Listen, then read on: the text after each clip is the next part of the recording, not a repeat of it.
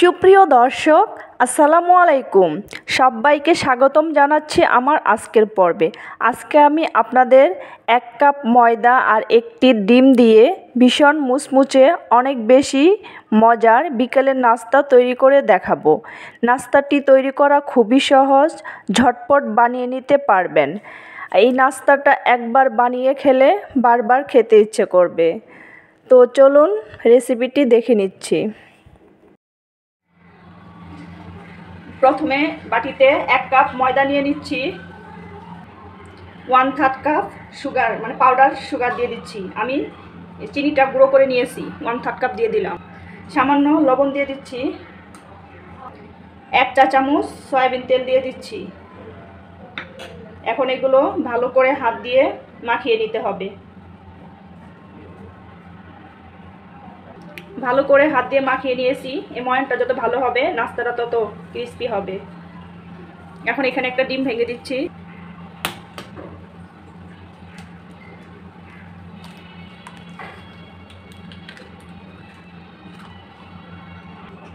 এখন হাত দিয়ে ভালো করে মাখিয়ে নেব।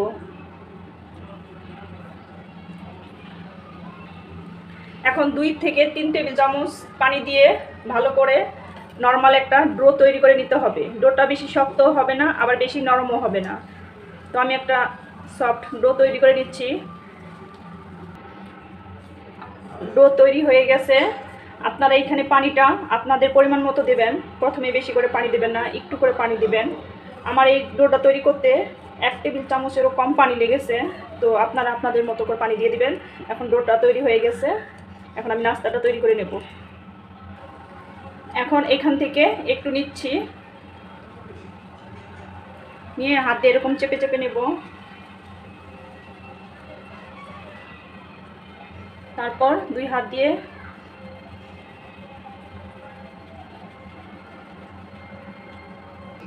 এই তো এইভাবে করে সবগুলো নাস্তা বানিয়ে নেব।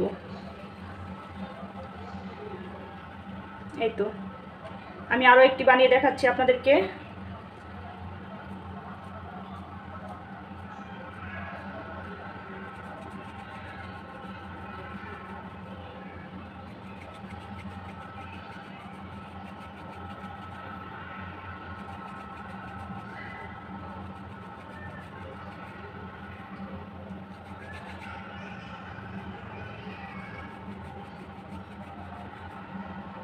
এই তো তৈরি হয়ে গেল।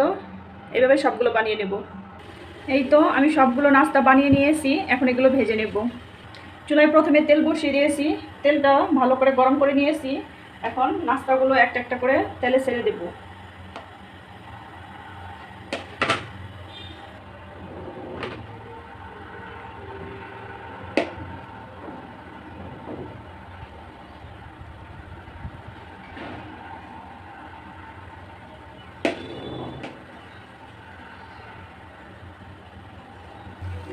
তো চুলার আঁচটা এগুলো ভেজে নিতে হবে আঁচ কমিয়ে। এখন এগুলো একটা একটা করে উল্টে দেব।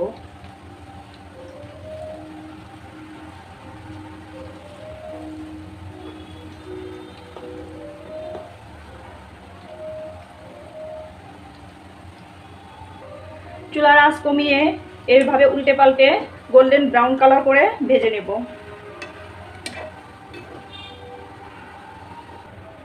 এই দেখুন আমার নাস্তাগুলো ভাজা হয়ে গেছে। এখন আমি তেল ঝরিয়ে প্লেটে তুলে নেব। সুন্দর একটা কালার চলে আসছে। এরকম কালার চলে আসলে চুলা থেকে নামিয়ে নিতে হবে।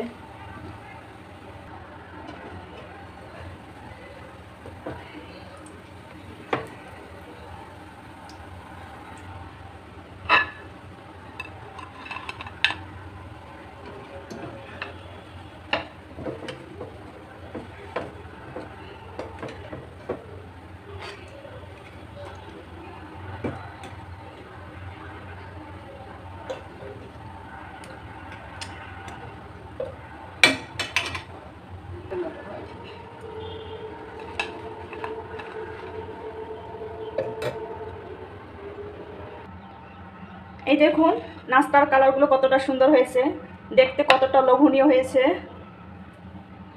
দেখতে যতটা লোভনীয়, খেতেও কিন্তু ততটাই মজা হয়েছে। আমি এইভাবে মোটা মোটা করে বানিয়েছি, আপনারা চাইলে আরও চিকন চিকন করে বানাতে পারেন।